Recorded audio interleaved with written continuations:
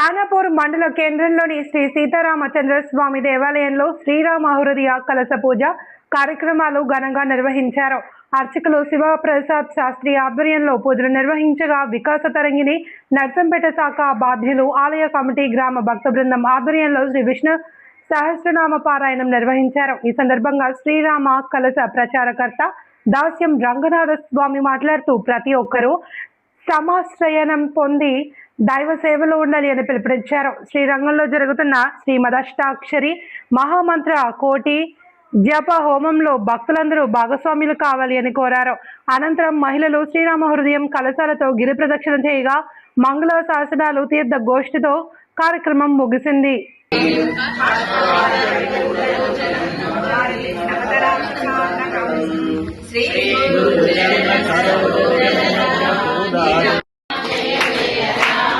Rama Jaya Rama Jaya Jaya Rama Srirama Jaya Rama Jaya Jaya Rama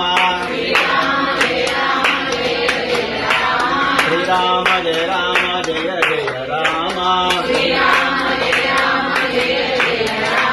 Srirama Jaya Rama Jaya Jaya Rama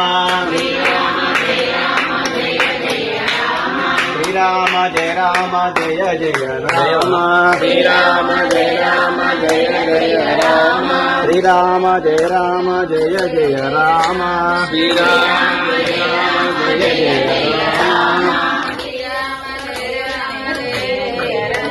Srirama Jaya Rama Jaya Jaya Rama